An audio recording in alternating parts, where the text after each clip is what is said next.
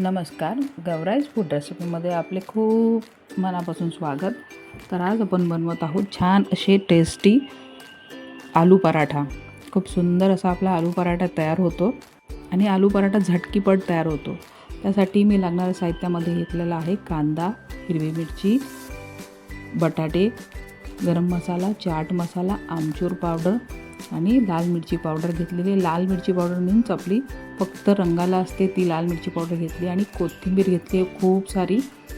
भरपूर कोथिंबीर घाला, त्यामुळे आपल्या आलू पराठ्याला खूप छान अशी टेस्ट येते. त्यानंतर आपण ह्याच्यात घेतलेली हळद नंतर आपल्याला चवीप्रमाणे मीठ घालायचं आहे. मीठ घालून आपल्याला आता हे छान असं मिक्स करायचं आहे. कोथिंबीरीचं प्रमाण तुम्ही जास्त ठेवा, त्यामुळे खूप छान टेस्ट येते. आता हे छान मिक्स करून मी एक साईडला ठेवलं आहे आणि आता आपण पीठ मळायला घेतलं आहे. त्यामध्ये घातलेलं आहे मीठ आणि थोडासा ओवा घालणार आहोत. ओवा घालून छान आपल्याला हे मळून घ्यायचं आहे.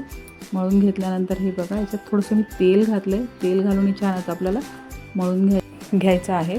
तर आपण चपातीला पातळ पीठ मळतो, तर हे पराठ्यासाठी थोडंसं घट्टसर असं पीठ मळून घेतलेलं आहे.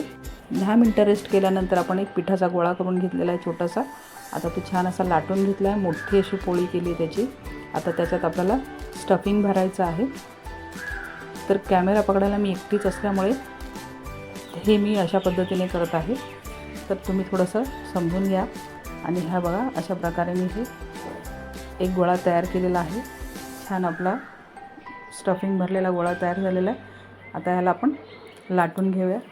तर हे बघू शकता, अशा प्रकारे मी थोडी जाडी ठेवलेली आहे. आणि आता आपण तव्यावर थोडंसं तेल घालूया आणि त्यावर आपल्याला हा पराठा घालायचा आहे.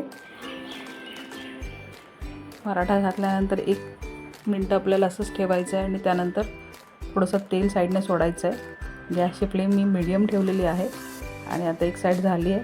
आता छान आज आपण पलटून घेऊया. तर हा पराठा आपल्याला दह्याबरोबर किंवा लोणचं, चटणी कशाबरोबरही खा किंवा असाही खाल्ला तरी खूप छान लागतो. तुम्ही एकदा नक्की ट्राय करा.